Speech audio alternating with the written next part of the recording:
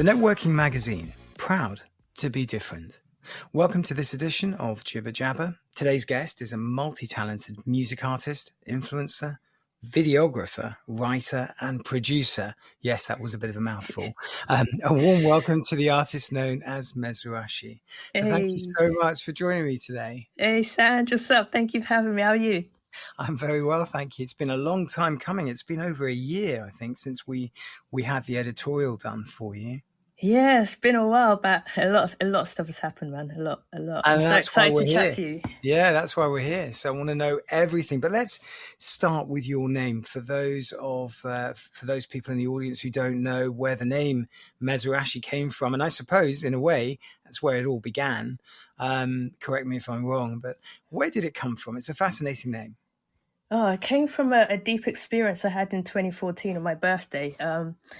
I felt like my whole world came crashing down. And I thought, you know what? This is an opportunity for you to reinvent yourself. You need to stand up for what you believe in. You need to embrace your differences and, understand who you are and be free to do so as a being. And I wanted to find a word that encapsulated that. So I didn't want to be called different or strange. I thought, let me find a word that I can embrace and own. And Googled a few things. And I love Japanese culture and the way they live so orderly and Yeah. harmoniously. And I looked towards the Japanese culture and I found the word Mezurashi and it kicked off from there. Wow. Wow. Yeah. Okay. And am I right in saying it all started? I mean, the name found you, and that's how the whole sort of entry point to the music industry began. Or did music find you at an earlier stage? You just didn't know where the name was going to be, what the name was going to be, and how you were going to get started. Well, music for me has been part of my life since I was a kid. I've seen the evidence, I've seen the photos where I've just jumped on a piano. So music has always been with me. But I know it's something that triggers me and makes me really happy. So when I embraced the name Mezurashi, I thought musically I can dare to be different, dare to try new things and just start a new chapter to my life. Well, you've amassed a huge following on social media, and I see that every day. I mean, I thought I lived on social media, but oh my God, you have 90,000 followers on Facebook, nearly Yeah. 2,000 subscribers on YouTube, and just under 30,000 Instagram followers. So, as an influencer, how do you find time to do everything? Oh man, to be honest, you don't. I know it sounds weird, because I'm obviously doing stuff, but when you just make time when you can, like every second you get, you're thinking about it. I try and remind myself to post and just keep people updated, and it's just part of my life now. Do you know what I mean? I'm trying to make it more consistent, but because I enjoy it, I just go for it and upload whenever I Right. can. So for those newbies who are starting looking at you going, oh my God, she's got a blue tick here and a blue tick there and all these sort of social media sort of status badges, if you like, how hard is it to obtain that level on social media? Was it something you had to work towards? Was it something you were consciously doing? Or was it quite natural to you and you just let it flow? It's a mixture of everything. You kind of have to let it flow, but at the same time work towards something. It's the best way to balance the pressure with the reality of life. So I started my page in 2014 as Mezurashi, and I'd just been doing what I enjoy day in, day out, growing the page. I got to about 48,000. I thought, let me just try and get this blue tick. Let me see if I'm Wow. recognized as an influencer. I got rejected a few times, and they'd give you a few tips on the things that you had to do. So I took those Right. lessons on board, went forward and applied, and one day it got verified. It's mad. Okay. So, I mean, do people look at that as a social media badge and sort of contact you and say, "Hi, I want to get started. I don't know how to do this," or is it just that once you've got that badge, you stop interacting. You're just giving out the vibe, and you don't sort of interact as much, or is it the opposite? I would definitely say once you get the badge, your status on social media does elevate. For me, I'm still the same person, but I have to be honest. I recognize that if I leave comments in certain places, I am going to be more recognized than perhaps other people, because that also comes with its downfall. Sometimes I'm more susceptible to criticism and hatred because people Right. think, oh, look at you, you've got a blue tick, you're just showing off. So there's pros to it and there's cons, but as long as you stay true to who you are, things don't affect you so badly. You just go with the flow and enjoy it. Okay. And how and on the the social media platforms, Instagram, I know, is sort of is the one everyone talks about. How Yeah. important is Instagram to you? Is it the most important one out of all of them, or is it something that you sort of you hold a line and you balance them all out? I mean, it's quite hard to know which one. Even I today look at Yeah. these, and I live on social media. I find it hard to balance my time between them, and I don't know which one is more important than the other. So for the newbie that's coming on board, listening to your words, Mm. which is more important and why? It is a very difficult question because it's all down to your individual perception. For me, I started on Facebook, so it's easier for me to continue on Facebook, but I do recognize that Instagram is definitely a way forward. I think a lot of people are very visual these days, so to upload pictures and videos, it's going to catch the eye more Hmm. instantly. So it is definitely, I definitely say it's probably more important to the newer generation than Facebook. But I think in order for me to engage with my generation, perhaps the newer generation on Facebook, it's best for me to sort of stay true to there, build my engagement because I've known those people for a long time, and Right. then direct them to Instagram if that's where they're currently residing. So it's almost like we all live on a platform these days. You know what I Yeah. mean? Yeah. So it is I a feel different. that. I Yeah. feel that. Yeah. Yeah, definitely.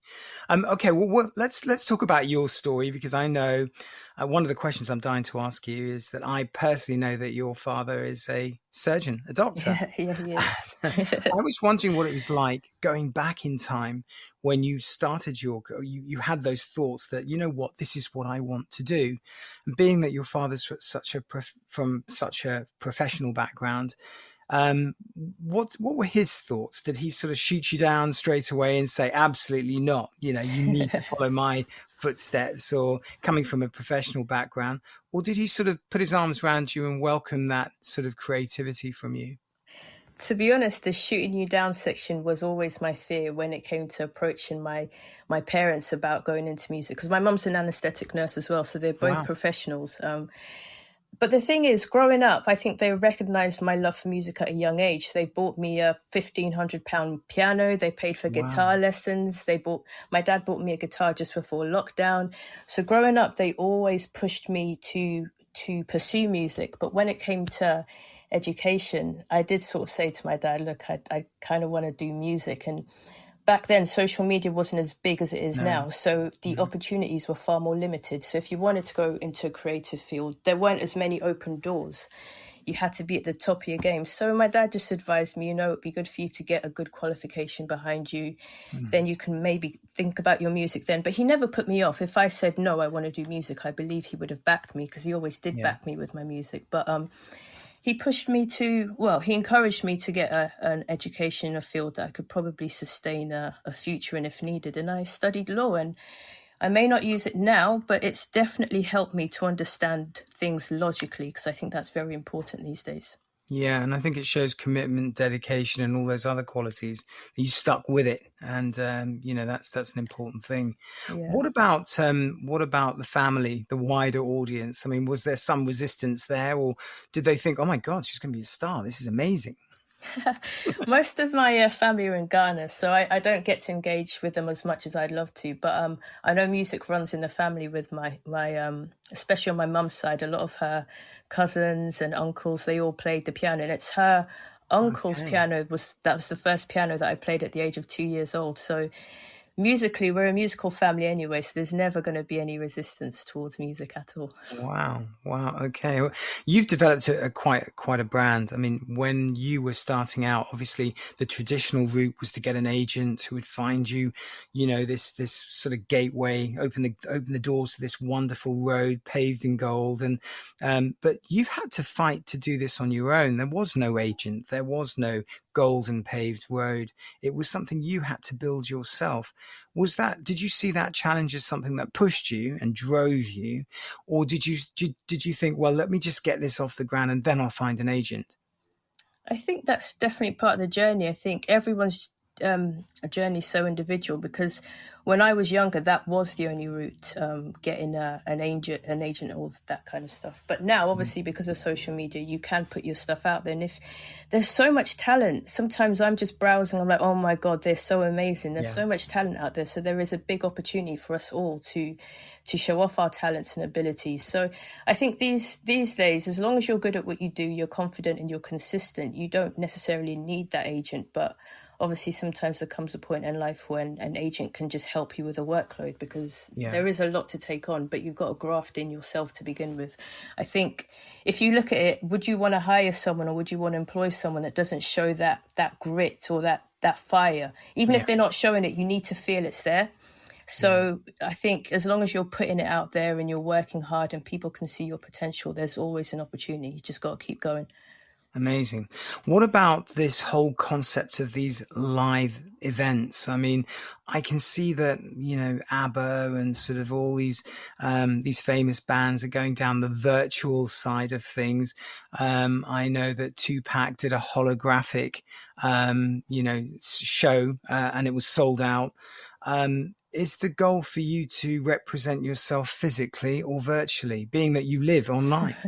It's a good question. That's a brilliant question. I count myself lucky to have been born at a time when social media and the internet wasn't a big thing. And I think that teaches you to interact with people, because you didn't have a choice. You couldn't text, or you couldn't video call someone. You had to meet them.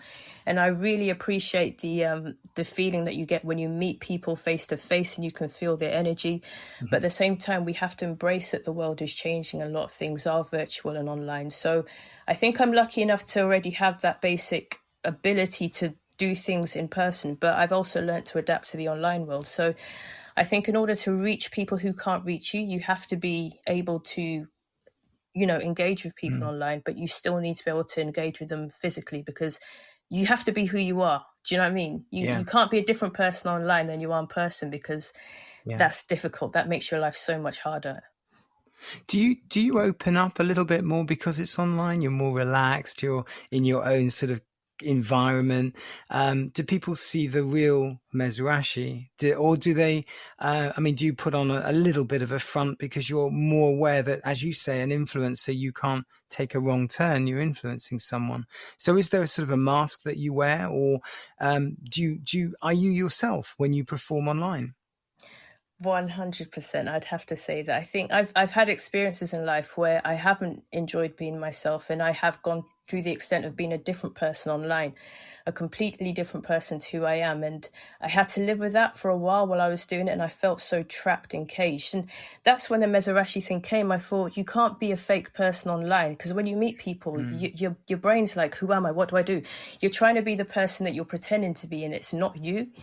And ever since then, it just taught me that you should just be who you are. Just if you make a mistake, take responsibility for it, take accountability for it, learn from it, and then you've really got nothing to worry about. We will make mistakes on our journey, but the thing is how we learn from it and how we react. So I'll always be myself online. It's the easiest way to be. Amazing. If you can hear a bird in the background, it's because I'm in a loft. There's a bird that's circling me, and I don't know why, but never mind. It is live. Okay. And what about the future for your brand? I mean, you've talked. I get a sense that you would love to do a live performance somewhere. Is that where you're heading towards, or do you want to remain online, where you've got this kind of persona? You've lived on it so long, you don't know any different. The thing is, when you're online, you get to engage with people who you'd probably never meet in person. And I think that's an amazing experience. So I would love to continue doing stuff online.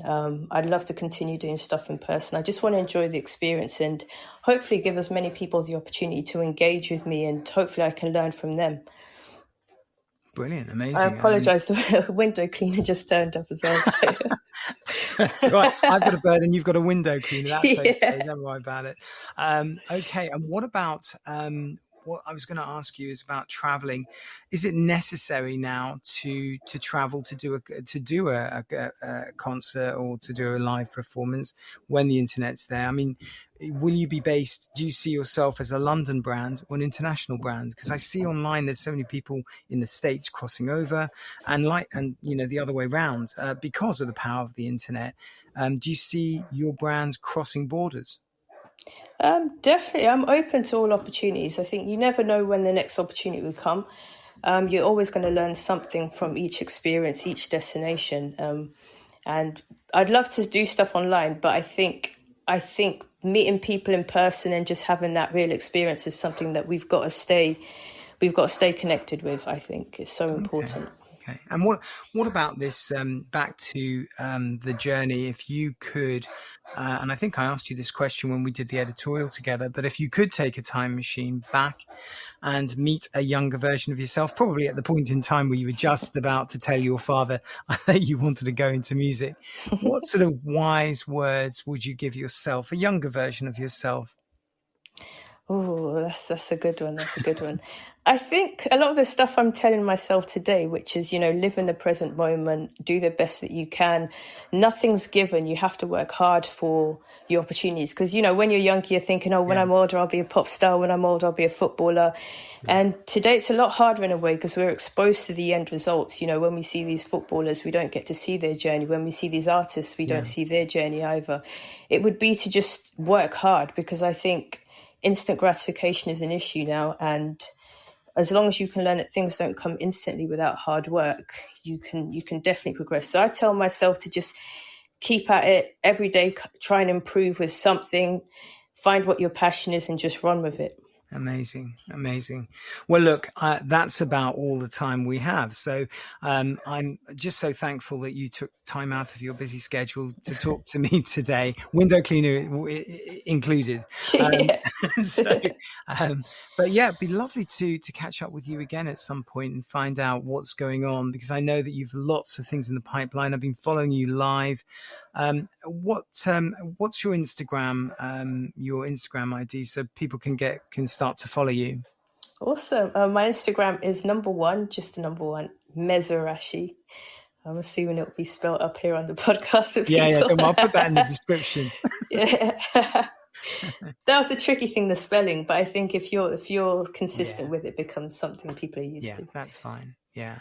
Okay. So I'll put that in the podcast description, and I'll highlight that with a link so you can follow Mezurashi and her progress. Thank you. Thank you so much for joining me today. And thanks for having me, Sanj. Yeah, and I hopefully we'll catch up again soon. Definitely. Thanks again. All right. Well, till next time. Bye for now.